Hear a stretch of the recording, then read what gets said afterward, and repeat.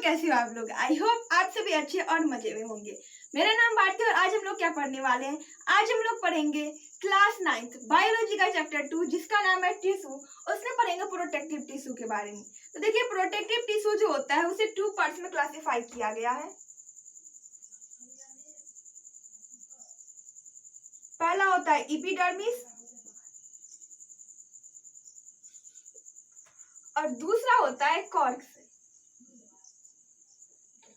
अब देखिए एपिडर्मिस क्या होती है। तो हम देखिए एपिडर्मिस जो हम अगर अपने बॉडी में देखें तो ये जो हमारी सबसे आउटर लेयर होती है वही होती है एपिडर्मिस। तो सिर्फ एनिमल में नहीं, प्लांट्स में भी सबसे आउटर लेयर जो होती है प्लांट्स की उसे हम लोग एपिडर्मिस ही कहते हैं। अब एपिडर्मिस देखिए सबसे आउटर लेयर है तो किस चीज में हेल्प करेगी, तो वो हेल्प करती है हमारी प्रोटेक्शन में।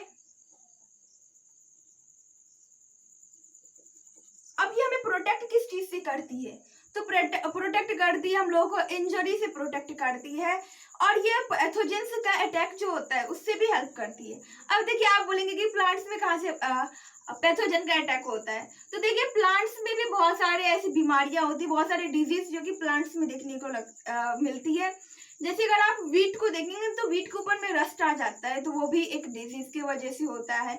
आप देखेंगे बहुत सारे प्लांट्स के लीव्स पर ना उसका कलर जो होता है वो चेंज होने लग जाती है, तो वो सब किसकी वजह से होती है, वो सब पैथोजन अटैक डिजीज की वजह से होती है। तो एनिमल्स की तरह प्लांट्स में भी क्या होता है कि पैथोजन का अटैक होता है और उससे हम लोग को उससे प्लांट्स को प्रोटेक्ट करता है कौन, तो उससे प्लांट को प्रोटेक्ट करता है एपिडर्मिस।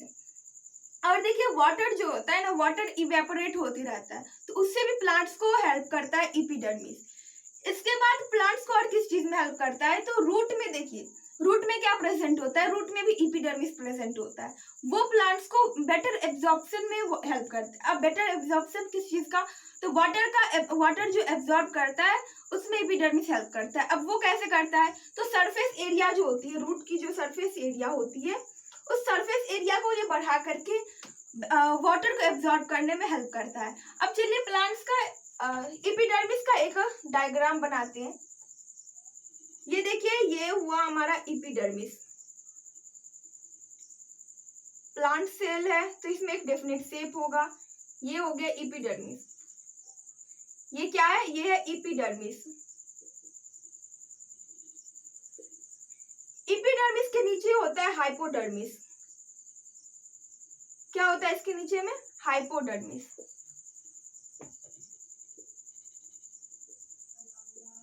अब ये हाइपोडर्मिस का मतलब क्या होता है, तो देखिए हाइपर मतलब होता है वाटर, हाइपो मतलब यहाँ पर क्या होता है, वाटर होता है। अब देखिए प्लांट्स में जो लीव्स होते हैं उसके नीचे में वाटर रहती है और वाटर कहाँ पर रहती है, वो वाटर हाइपोडर्मिस में होती है और इसी वाटर को इवेपोरेट होने से बचाता कौन है, हमारा एपिडर्मिस। और यहीं पर एक ऊपर में लेयर होता है, उस लेयर को कहते हैं क्यूटिकल।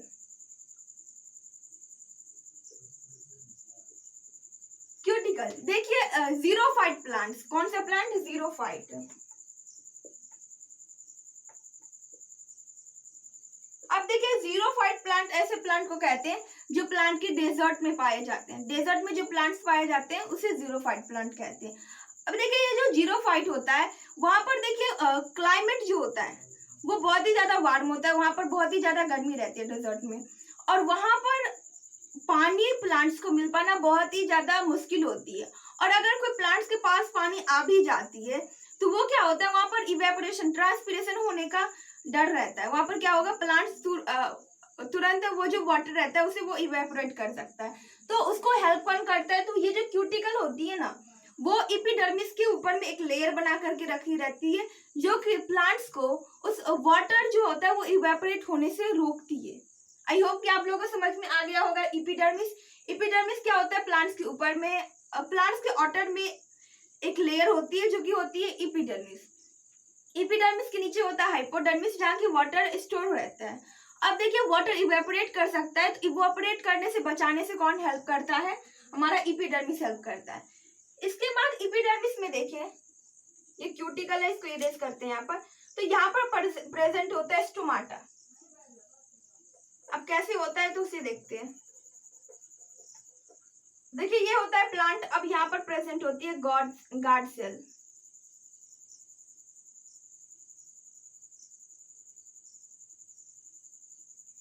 गया हमारा गार्ड सेल। अब गार्ड सेल इस प्लांट में प्रेजेंट होता है। अब देखिए गार्ड सेल के अंदर में होता है स्टोमाटा। देखिए क्या होता है, प्लांट्स ऐसे रहते हैं, लिप्स होते हैं, तो लिप्स में ही गार्ड सेल होता है और गार्ड सेल जब खुलती है तो स्टोमाटा रहता है। स्टोमाटा क्या करते हैं, हमारा जो सनलाइट होता है उसको एब्जॉर्ब करती है और फोटोसिंथेसिस वहां पर करती है। तो यहाँ पर क्या होता है कि ये एपिडर्मिस के हेल्प से ही क्या होता है, वहां पर गार्ड सेल खुल पाती है। अगर एपिडर्मिस नहीं होता तो आई थिंक वो नहीं हो पाता। स्टोमाटा जो है, स्टोमाटा अब किस चीज में हेल्प करता है, तो वो हमारा हेल्प करता है गैसियस एक्सचेंज में। किसमें हेल्प करता है, गैसियस एक्सचेंज।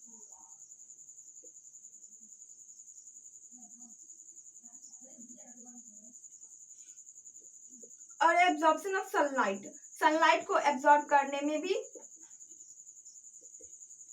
कौन हेल्प करता है, तो हमारा वही स्टोमाटा ही हेल्प करता है। तो स्टोमाटा कहाँ पर प्रेजेंट होता है, एपिडर्मिस पे ही। तो डायरेक्टली और इनडायरेक्टली वहां पर एपिडर्मिस भी एक बहुत ही इंपॉर्टेंट रोल प्ले करता है। आई होप कि आप लोगों को एपिडर्मिस समझ में आ गया होगा। और अब हम लोग पढ़ेंगे कॉर्क सेल।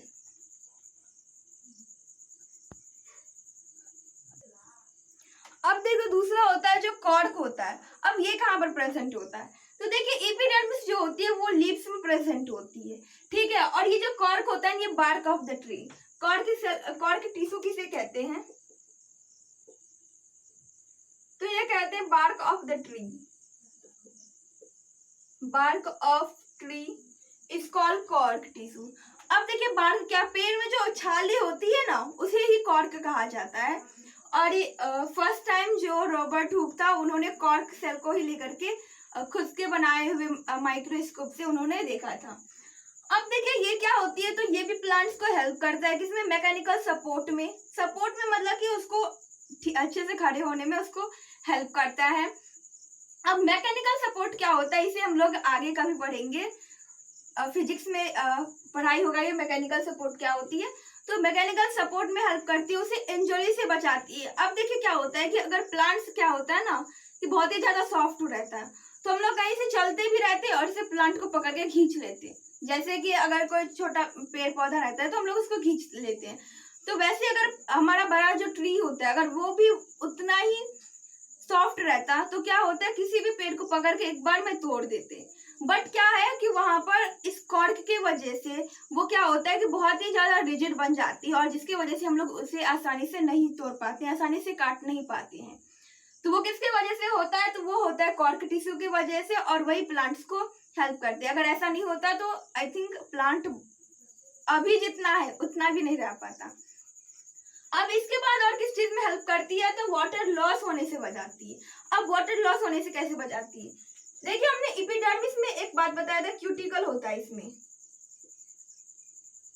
क्यूटिकल जो कि एपिडर्मिस के ऊपर में प्रेजेंट होता है एक लेयर, उसे क्यूटिकल कहा जाता है। ठीक उसी तरह अगर कॉर्क टिश्यू में देखें तो कॉर्क टिश्यू में जैसे ये देखिए ये कॉर्क टिश्यू है, अब या सेल बोले तो इसके ऊपर में भी एक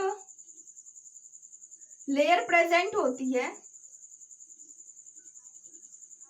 इस तरीके से वो लेयर बनी होती है जिसे हम लोग इसे क्या कहते हैं, इसे हम लोग सुबेरिन कहते हैं। इसमें क्यूटिकल कहते हैं, इसमें इसको सुबेरिन कहते हैं। इसका भी यही हेल्प काम है कि ये हमारे कॉर्क सेल को हेल्प करता है। जैसे इसमें एपिडर्मिस को कौन हेल्प कर रहा था, क्यूटिकल हेल्प कर रहा था, वैसे ही कॉर्क टिश्यू को, कॉर्क सेल को ये सुबेरिन हेल्प करता है। किस चीज में, तो वाटर लॉस ना हो उसमें हेल्प करता है। प्लांट्स को सपोर्ट देने में भी ये हेल्प करता है। कौन करता है, सुबेरिन।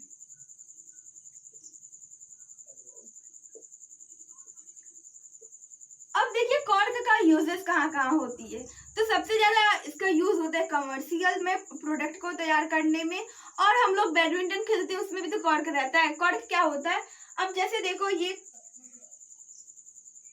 एक बैडमिंटन का कॉर्क है जिसमें ये फर लगी हुई होती है, और यहाँ पर नीचे में जो रहता है ना जिस पर हम लोग ऐसे मारते हैं, तो वो किससे बनी हुई रहती है, वो कॉर्क ही होता है।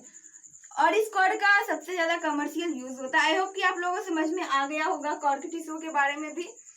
तो प्रोडक्टिव टिश्यू का दो टाइप्स होते हैं, एक होता है हमारा एपिडर्मिस, दूसरा होता है कॉर्क। एपिडर्मिस कहे तो वो लिप्स में प्रेजेंट होती है, और ये कॉर्क जो होती है ये बार्क ऑफ द ट्री, उसी को कॉर्क बोला जाता है। और दोनों प्लांट्स को सपोर्ट करता है, प्रोटेक्ट करता है। आई होप कि वीडियो आप लोगों के लिए यूजफुल रहा होगा। अगर ये वीडियो आप लोगों को पसंद आया है तो प्लीज वीडियो कर दीजिएगा एक लाइक और अपने दोस्तों के पास कर दीजिएगा share. Bye bye, take care, thanks for watching.